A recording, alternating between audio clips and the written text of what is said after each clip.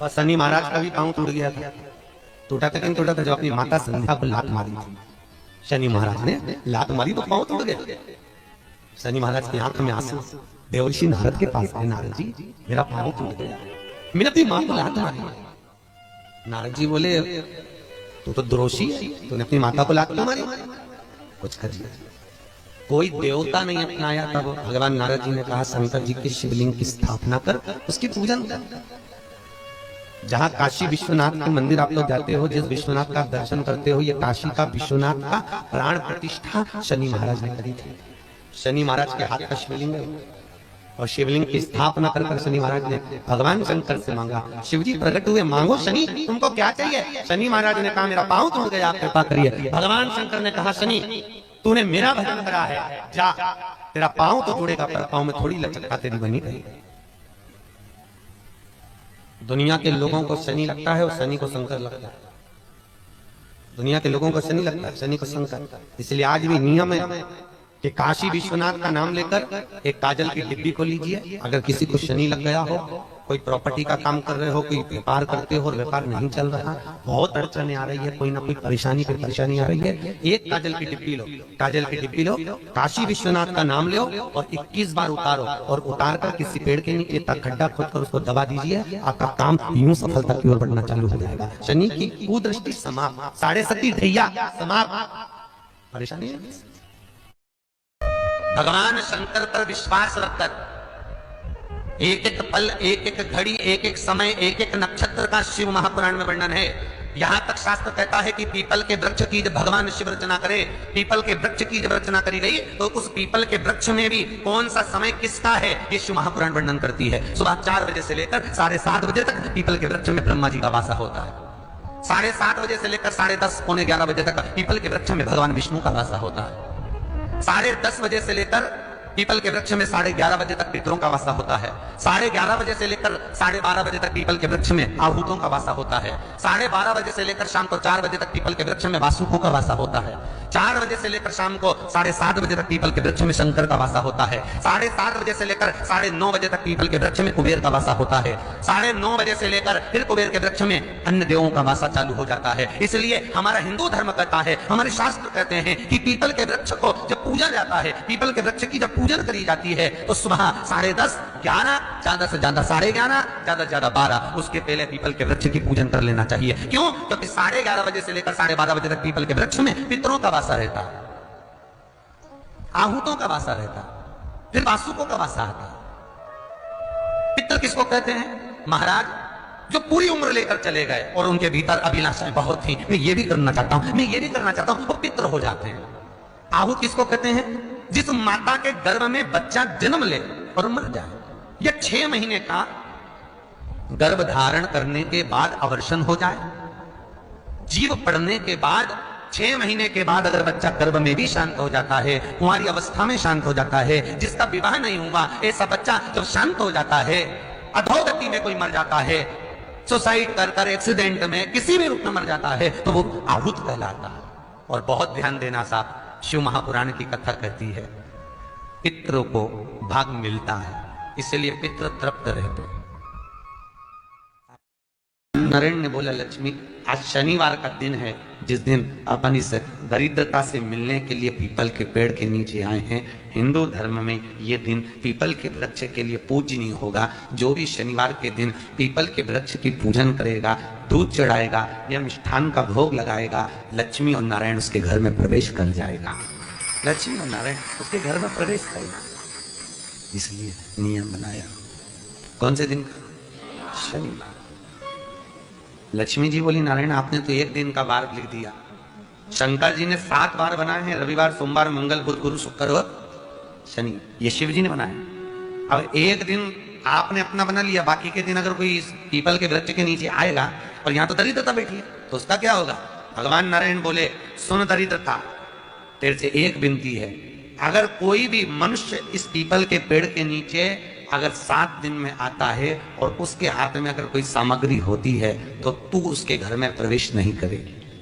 नियम में पीपल के वृक्ष का या तो पानी का लोटा लेकर जाओ, कुंकू का चोपड़ा लेकर जाओ, शक्कर लेकर जाओ, या पेड़ के नीचे चींटी को डालने के लिए आटा ले जाओ, पर खाली हाथ पीपल के वृक्ष के नीचे कभी मत जाओ, कभी नहीं जाओ। खाली हाथ जाओगे तो दरिद्रता तुम्हारे घर में प्रवेश करेगी। दरिद्रता उठकर खड़ी होकर बोली, नारायण तुमने अपनी मनमानी करी है, एक दिन मुझे भी मेरा चाहिए। भगवान ने कहा, बोल कौन सा दिन चाहिए? दरिद्रता कहती है, रविवार के दिन इस पीपल के वृक्ष के नीचे मैं दिन भर नृत्य करूं, इसमें रहूं, और जो यहां आए रविवार को मैं उसके घर में प्रवेश करूं। भगवान ने कहा, ठीक है। दरिद्रता, रविवार का दिन एक ऐसा दिन रहेगा जिस दिन तू इस पीपल के वृक्ष के नीचे नृत्य करेगी, और जो आएगा इस पीपल के वृक्ष के नीचे तो उसके साथ प्रवेश करेगी। मैंने तुझे वर दिया। इसलिए हमारे यहाँ केवल पीपल का वृक्ष अगर दीवार में भी लग जाता है ना, किसी की फैक्ट्री की दीवार में, किसी के घर की दीवार में पीपल का वृक्ष अगर लग जाता है, पीपल का पौधा लग जाता है, उसको कितना भी तोड़ लो वो वापस लग जाएगा। फिर तोड़ोगे फिर लग जाएगा। अगर पीपल के पौधे को तोड़ना है तो केवल रविवार का दिन एक नींबू, एक मिर्ची और बमूल का कांटा, ये 3 चीजें रखने के बाद में आधे घंटे बाद रविवार के दिन पीपल के पेड़ को उखाड़ कर फेंक दो। दूसरी बार कभी पीपल दीवार में लगता ही नहीं, कभी नहीं लग सकता। केवल एक रविवार का, केवल एक संडे, इतवार का। घर में दीवानों पर अगर पीपल लग भी गया है, इसलिए पीपल के वृक्ष को उखाड़ने का, अगर घर में पीपल लगा हुआ है या पीपल का पौधा हमारे घर में लग गया, उसको उखाड़ना, निकालना, लगाना, तो पीपल के वृक्ष को अगर निकाला जाता है तो रविवार के दिन, और अगर पीपल के वृक्ष को कहीं लगाया जाता है तो सोमवार के दिन या मंगलवार के दिन, बुधवार के दिन, इन दिनों में लगा सकते पीपल के वृक्ष कहीं लगा। शनिवार का दिन एक ऐसा दिन होता है जिस दिन पीपल के वृक्ष को कहीं जाकर लगाया नहीं जाता, क्योंकि शनिवार के दिन पीपल के वृक्ष के नीचे लक्ष्मी रहती है। हम अपने हाथों से अगर पीपल का वृक्ष किसी दूसरी जगह पर शनिवार को रोपित करते हैं तो हमारे घर की लक्ष्मी अपने घर से छिन्न होकर चली जाती है। इसलिए शनिवार के दिन पीपल लगाया नहीं जाता, किसी के घर जाकर उसको वापस पलटा नहीं जाता। लग गया उसको। प्रभु मेरी धर्म पत्नी को कहाँ रखूं आप बताओ? वो तो जहां यज्ञ होता है, अनुष्ठान होता है, दान होता है, पुण्य होता है, सत्कर्म होता है, वहां जाने को तैयार नहीं। आप करूं क्या? भगवान ने बोला, एक काम करो। दुर्वासा जी बोले, जिसके यहाँ रात्रि में बर्तन झूठे पड़े रहते हो उसके घर में इस दरिद्रता को लेकर तुम प्रवेश कर जाना। जिसके यहाँ रात्रि में बर्तन झूठे पड़े हो वहां लेकर प्रवेश कर जाओ। दूसरी जगह दुर्वासा जी बोले, जो स्त्री घर में दोपहर के समय पर सो रही हो उसके घर में इसको लेकर प्रवेश कर जाएगी। जो स्त्री दोपहर के समय में घर पर सो रही हो इस दरिद्रता को लेकर प्रवेश कर जाइए। तीसरा, जिसके यहाँ पर दरवाजे पर कांटे वाले पौधे लगे हों उस घर में इस दरिद्रता को लेकर प्रवेश कर जाइए। दरिद्रता, कितनी सुंदर बात कही है। दाता और विधाता, कौन कौन? दाता और विधाता। लक्ष्मी और दरिद्रता के सगे भाई हैं। कौन कौन? दाता और विधाता। दाता को फिटकरी प्रिय है, विधाता को नमक प्रिय है। ये दोनों हमेशा लक्ष्मी को और दरिद्रता को दोनों को समझाते थे, दोनों में प्रेम बढ़ाते थे। आज भी हिंदू धर्म की रीति है। यहाँ तो ठीक है, जिसके यहाँ पर भी अगर थोड़ी सी भी परेशानी होती है, थोड़ा सा क्लेश होता है, अशांति होती है, लक्ष्मी नहीं दिख रही हो, काम नहीं बन रहे हो, बहुत प्रयास करा जा रहा हो और हमारा कार्य नहीं होता, तो क्या करते हैं? फिटकरी और नमक को पानी में डाल देते हैं और घर में पोछा लगा देते हैं। आप लोगों ने आजकल फेसबुक पे भी पढ़ा होगा, व्हाट्सएप पे पढ़ा होगा। तो क्यों लिखा उसमें? उसका कारण केवल ये है कि दाता और विधाता की प्रियता। माता ख्याति के जो 4 बच्चे हुए उसमें जो 2 लड़के हैं, दाता और विधाता, उसकी प्रियता, उसकी पूर्णता। अब दुर्वासा जी बोले अपनी धर्म पत्नी को वहां लेकर, जहां कांटेदार पौधे लगे हों वहां पर लेकर प्रवेश कर जाइए। कांटेदार पौधों में उस दरिद्रता का निवास हो गया। कितना विचित्र कथा यहां वर्णन करी है। श्रीमद् भागवत के अंतर्गत जो वर्णन किया कि मृत्यु निश्चित है, भी मत समझना और अपने आप को कभी कमजोर भी मत समझना। ना गरीब समझो ना अपने आप को कमजोर समझो। पार्वती जी की सहेलियों ने कह दिया था शिव नहीं मिलेंगे, तुम आ जरूर गई हो अपने घर से, पर शंकर कभी तुम्हें अपनाएंगे नहीं, शिव नहीं मिलेंगे। पार्वती जी, अगर विश्वास पक्का है तो शिव मिलेंगे, अगर भरोसा पक्का है तो भगवान देवाधिदेव महादेव मिलेंगे। अगर विश्वास पक्का है तो शंकर मुझे अपनाएंगे, अगर विश्वास पक्का है तो शिव मुझे अपना बनाएंगे, ये निश्चित है। फिर सखी ने कहा, सहेली बोली, ऐसे तो कहीं कितने हैं जो शिव जी को दिन रात पुकारते रहते हैं, पर शंकर भगवान उनको मिलते ही नहीं। पार्वती जी कहती है वो और होंगे, उनका मैं पक्का नहीं कह सकती, पर मेरा पक्का कहती हूँ कि मेरा भरोसा, मेरा विश्वास दृढ़ है। भरोसा यदि मेरा पक्का है तो शिव मुझे जरूर। पार्वती जी ने जो तब साधना प्रारंभ करी तो देवादिदेव महादेव का सबसे पहले पार्वती जी को स्वप्न में दर्शन, सबसे पहले स्वप्न में दर्शन। और हमने पहले भी कथा में कहा है, आप सभी को आज फिर कहते हैं, मेरी जीजियों, तुम्हारा काम ना चल रहा हो, व्यापार ना चल रहा हो, बहुत कर्जे में लगालूम हो गए हो, बहुत तकलीफ की जिंदगी चल रही है, ना मान मिल रहा है, ना सम्मान मिल रहा है, ना आदर मिल रहा है, ना ही कोई कदर करता है, और ना ही जगह जगह की ठोकर खा खा कर थक गए हो, तो निवेदन है, एक बेलपत्र, एक कनेर का फूल, एक दुर्वा, एक चावल का दाना, और वो चावल का दाना भी लाल चंदन में भींगा हुआ।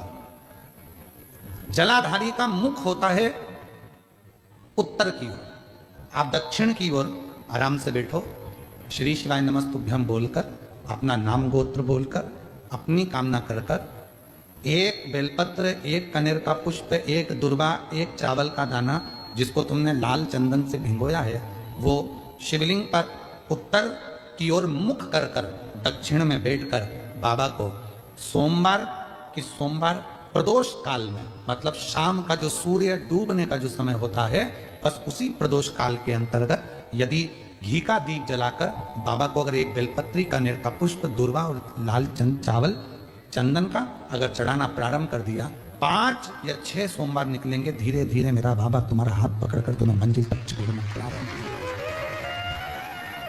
नहीं चल रहा व्यापार, नहीं चल रही फैक्ट्री, नहीं चल रही दुकान, बहुत तकलीफ की जिंदगी है, कोई पैसे खाकर भाग गया, नहीं दे रहा, कर्जे में डूब गए, तकलीफ में आ गए, कैसी भी समस्या है उसमें शिव की शरणागति आपको सुख देगी। आडंबर में नहीं जाना। कोई कहे मैं तुम्हारे पैसे निकलवा दूंगा, कोई कहे मैं ये कर दूंगा, कोई कहे मैं वो कर दूंगा, फालतू की, ये सब व्यर्थ है। अपन ने किसी को पैसा दिया है तो अपना पैसा अपने को लाना पड़ेगा। कर्जा अपन ने किया है तो उस कर्जे को भी अपने को ही भरना पड़ेगा। तो मेहनत भी तुम्हें खुद करना पड़ेगा, जल भी तुम्हें खुद चढ़ाना पड़ेगा। ये सीहोर में जो रुद्राक्ष उत्सव होता है, 1-2 महीने तक रुद्राक्ष वितरण बंद हो जाता है। 15 जनवरी से रुद्राक्ष वितरण बंद हो गया, 15 मार्च तक बंद रहेगा। रुद्राक्ष नहीं मिलता उस समय पर, क्योंकि रुद्राक्ष उत्सव होता है तो 7 दिन तक जो बाबा का प्राचीन पुराना जो शिवलिंग है, उस शिवलिंग के ऊपर रुद्राक्षों को समर्पित किया जाता है। जो जितने करोड़ों रुद्राक्ष साल भर बढ़ते हैं, उनको 7 दिन के अंदर बाबा के मंत्रों का प्रयोग कर कर जो रुद्राक्ष, एक बात और स्मरण में रहे शमी पत्र की, बहुत एक बात और अपने स्मरण में लीजिएगा। शमी पत्र जैसे शिवलिंग, जलाधारी और स्थान, जब बहुत ज्यादा मात्रा में दरिद्रता होती है, बहुत ज्यादा मात्रा में बहुत कष्टमय जीवन, जैसे एक बहन ने अपने पत्र में लिखा है कि मैं हरियाणा साइड से आई हूं, उन्होंने अपने पत्र में लिखा है मेरे को मेरे टिकट करवाने का भी मेरे पास पैसा नहीं था। जिसने लिखा है, अगर वो बैठी हो तो खड़ी भी हो सकती है, कि मेरे पास टिकट कराने का भी पैसा नहीं था और मेरे पास में कोई धन दौलत इतनी भी नहीं कि मैं आऊं। मेरे मायके वालों ने मेरी भक्ति को देखकर, एक कोई उनके परिचित जा रहे थे तो उनका टिकट कैंसिल हुआ तो मुझे यहाँ पर भेजा, मैं यहाँ आई। अब जब आपको लगता है कि इतनी दरिद्रता जीवन में है, इतना, और ऐसा नहीं है, मनुष्य के जीवन में बहुत सुख दुख तो चलता रहता है। मानव का देह है, ये तो चलना है, जीवन पर्यान चलना है, सुख दुख चलेगा, यह सब चलेगा।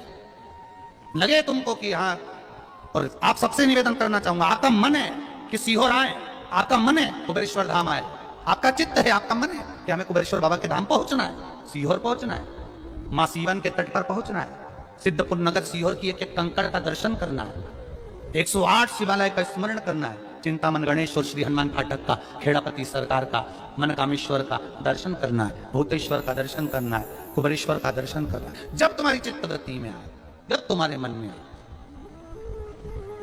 धन भी नहीं है, पैसा भी नहीं है, बहुत दरिद्रता का जीवन है, बहुत दुखी जीवन। तब बेलपत्र और शमी पत्र का प्रयोग जरूर करके देखना।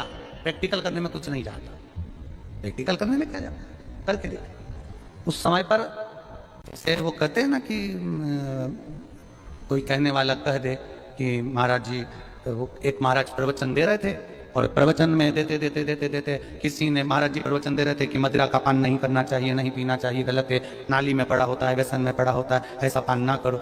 एक महाराज का पेचेन वाला खड़ा हो गया, उसने खड़े होकर कह दिया, ओ महाराज तुम इतनी बड़ी बड़ी बात कर रहे हो, तुम्हारा सगा भाई तो पी के नाली में पड़ा, गटर में पड़ा।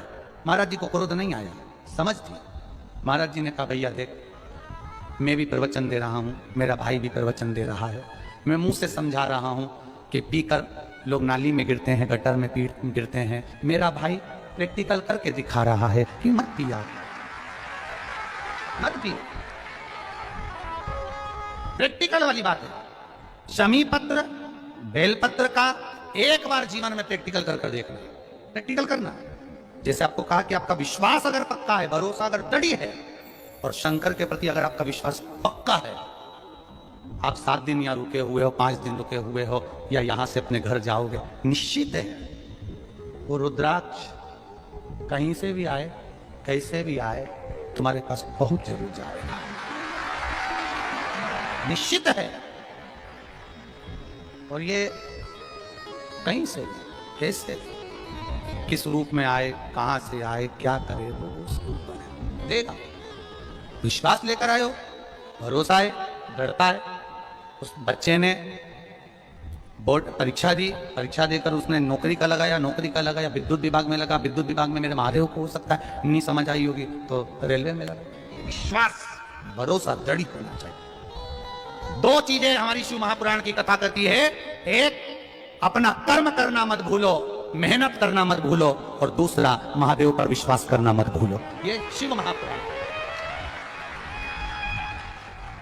कर्म करना मत भूलो, मेहनत करो, दिल से करो। जब लगे आपको कि दरिद्रता बहुत है, जब लगे आपको कि दरिद्रता बहुत ज्यादा है, किराया तक नहीं है, मैं कैसे जाऊं, कैसे उस महादेव के दर्शन पाऊं, कैसे उसकी चौखट पर जाऊं, कैसे उसको नमन करूं, तब उस जगह पर आप एक बेलपत्र, जहां से जलाधारी बहती है उधर, एक बेलपत्र जहां जलाधारी के ठीक विपरीत की स्थिति में, और 7 शमी पत्र मेरे महादेव के ऊपर, केवल आपके हृदय की बात कहते हुए शमी पत्र और बेलपत्र इस तरह से समर्पित। पहले ध्यान रखना, पहले पूरा श्रृंगार, स्नान, पूजन, चंदन, अक्षत, गुलाल, अबीर सब हो जाए, उसके बाद की बात ही है, उसके बाद की बात। एक बेलपत्र इधर, एक बेलपत्र इधर, और उसके ऊपर 7 शमी पत्र के पत्ते, एक एक कर चढ़ाना, पूरे इकट्ठे कर नहीं, एक एक कर बाबा से विनती करते हुए। कांटों से भरी हुई शमी है जिसको तूने निहाल कर दिया, मेरी जिंदगी भी कांटों से कम नहीं है, मैं जानती हूं तो मुझे भी निहाल कर देगा, तू मुझे भी निहाल कर। घर जाने लगे, जैसे ही घर में पहुंचने लगे, इतनी देर में तो घर में आवाज आ रही थी, ओम ब्रह्मवे स्वाहा, ओम विष्णवे स्वाहा, ओम इंद्राय स्वाहा, ओम प्रजापते स्वाहा। जैसे ही यज्ञ की आहुतियों की जब आवाज आई तो इतने में तुरंत दरिद्रता देवी तो भागी और भागकर पीपल के पेड़ के नीचे जाकर बैठ गए। दूसरा मुनि ने कहा, दरिद्रता चलो, ज्येष्ठा ये अपना घर है, तुम्हारा ससुराल, चलो। ज्येष्ठा देवी कहती है, महाराज मैं नहीं जा सकती, पहले या तो यज्ञ बंद करवाओ, पूजन बंद करवाओ, पाठ बंद करवाओ, अनुष्ठान बंद करवाओ, तब मैं तुम्हारे घर में आऊंगी, क्योंकि दरिद्रता उसी के घर में प्रवेश करती है जिसके घर में कभी पूजन पाठ नहीं होता। तो मैं इस घर में जाऊं कैसे, इसके घर में तो पूजन पाठ हो रहा है, मैं नहीं जाऊंगा। भगवान नारायण ने लक्ष्मी जी से विवाह कर लिया, दुसहा मुनि की पत्नी दरिद्रता पीपल के पेड़ के नीचे रहने लगी। इसलिए हमारे यहाँ हिंदू धर्म में पीपल का पेड़ घर में नहीं लगाया जाता, क्योंकि उसके नीचे कौन रहती है, जम के बोलो दरिद्रता। कौन रहती है, जम के बोलो दरिद्रता। ज्येष्ठा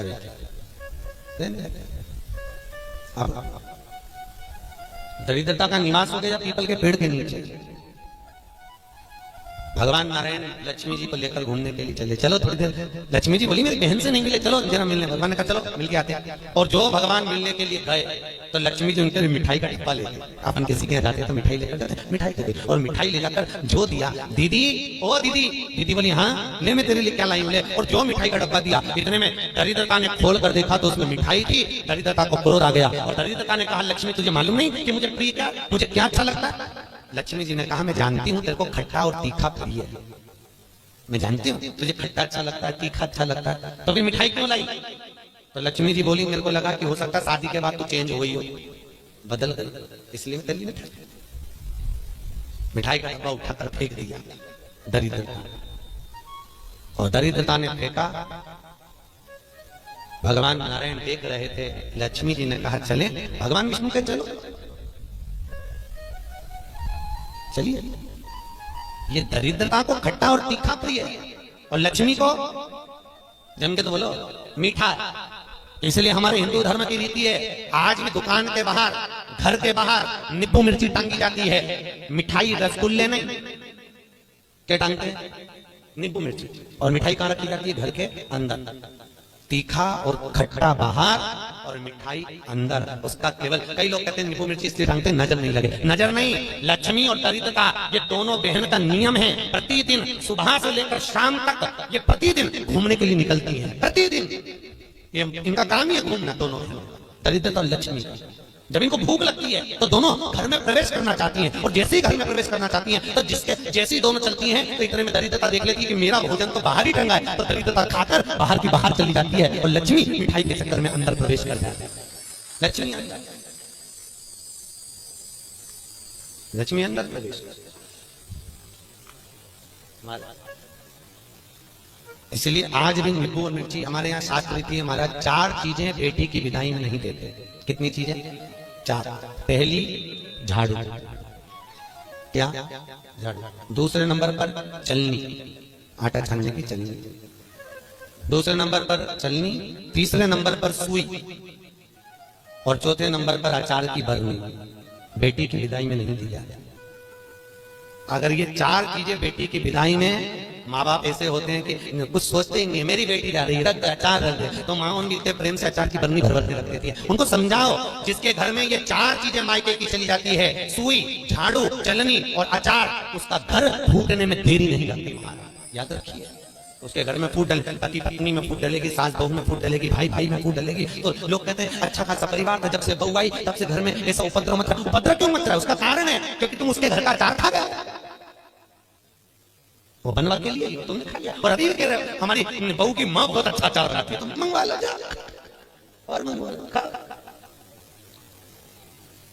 महाराज पहले बेटी की विदाई में भेजते थे बड़ी पापड़, और पहली विदाई में बेटी के भेजते थे बेटी के साथ में मैदे की पूड़ी, एक डलिया में कपड़े में बांध कर। उसमें ना तो नमक डलता था ना उसमें शक्कर डलती थी। क्यों? क्योंकि वो बेटी के विदाई में मैदे की पूड़ी इसलिए दी जाती थी कि हमने ये पूड़ी एकदम फीकी भेजी है, अब चाहे तुम इसमें नमक डालो चाहे इसमें शक्कर डालो, हमने तो हमारी बेटी को तुम्हें दे दिया, एकदम सीधी मैदे की पूड़ी की तरह भेजी है। अब तुम इसमें चाहे कपट भरो चाहे प्रेम भरो, तुम्हारी मर्जी है, हमने तो दे दी। कन्यादान करे और हम फिर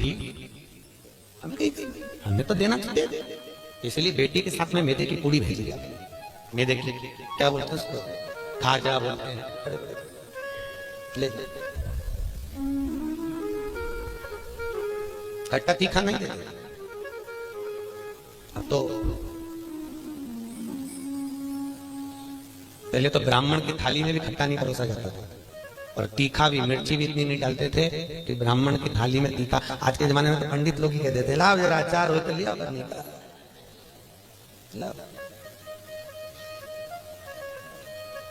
पितरों के जो देवता हैं, किनके देवता? पितरों के। पितरों के देवताओं का नाम है आर्यमा। क्या नाम है? आर्यमा। काय पर बैठते हैं? कौवे पर। काय पर बैठते हैं? कौवे पर। और पितरों के देवता जब आर्यमा श्राद्ध पक्ष में जब घूमने के लिए निकलते हैं तो उनके भोजन में केवल एक मीठा ही दिया जाता है। आज के जमाने में सब्जी बनने लगी साफ श्राद्धों में, नहीं तो केवल खीर और पूरी बनती थी, गुलाब जामुन रसगुल्ला बनता था। ये बनाकर खूब खिलाते थे, मंगोड़ा बनता था। और अब सब्जियां बनने लगी, अब तो लोग श्राद्ध में भी अचार परोस देते हैं। पर कितनी वर्ज्यता है महाराज, कितनी वर्ज्यता। श्राद्ध पक्ष में अगर राई से तुमने सब्जी को छोक दिया, कैसे छोका है? राई से सब्जी को अगर छोक दिया और वो सब्जी और पूरी तुमने छत पर ले जाकर पटक दी, तुम कितना भी कौवा को बुलाना, कौवे का बाप नहीं उसको भोग लगा ही नहीं सकता। कितनी भी तुम सब्जी अगर राई से छुट्टी है, और अगर राई बिना सब्जी है तो तुम पटक कर जाओगे, कौवा आएगा लेकर चलेगा, बुलाने की भी जरूरत नहीं कि तू आ, तुमने पटका रुका कर जाओ। अरे तुमने डाला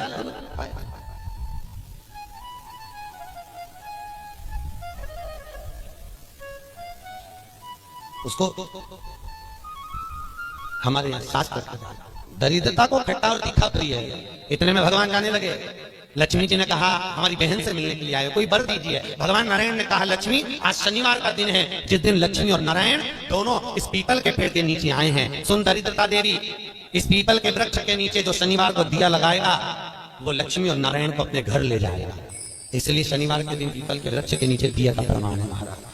और सुन दरिद्रता देवी, तेरे पेड़ के नीचे जो खाली हाथ आएगा तू उसके घर में प्रवेश करेगी, और जो भरे हाथ से मतलब पानी का लोटा ले जाओ, कंकुल ले जाओ, चावल ले जाओ, रोली ले जाओ, कुछ भी जरा सी शक्कर ले जाओ, गुड़ ले जाओ, आटा ले जाओ, और पीपल के पेड़ के नीचे कभी खाली हाथ मत जाओ। अगर तू खाली हाथ कोई आया तो तू उसके घर में प्रवेश कर। दरिद्रता देवी बोली ये तो तूने अपने अपने मन की बात कर ली लक्ष्मी, मेरा क्या पीपल के वृक्ष के नीचे। इतने में तुरंत भगवान बोले तू बोल तुझे क्या चाहिए। दरिद्रता देवी बोलती है 7 दिनों में एक दिन मेरा होना चाहिए पीपल के पेड़ के नीचे। भगवान ने कहा मांग ले, केवल एक रविवार का दिन इस पीपल के वृक्ष के नीचे मैं अपने पति को रिझाने के लिए नृत्य करूंगा, और अगर कोई रविवार के दिन पीपल के पेड़ के नीचे आएगा तो मैं उसके घर में हमेशा के लिए जाकर विराजमान हो जाऊंगी। भगवान ने कह दिया तथास्तु।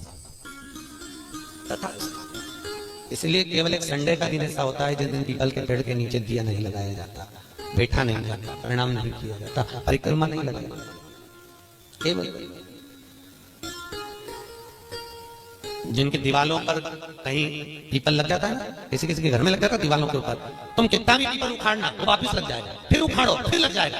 अरे पीपल उखाड़ने का भी एक प्रमाण है। अगर पीपल उखाड़ना है तो केवल एक रविवार के दिन दीवार के सामने जहां से पीपल उखाड़ना है वहां पर नींबू और 7 मिर्ची रख दीजिए, और उसके बाद पीपल को उखाड़ दीजिए और नींबू को वहां पर काट कर छोड़ दीजिए। उसके बाद कभी दीवार में पीपल लग ही नहीं सकता उस स्थान में।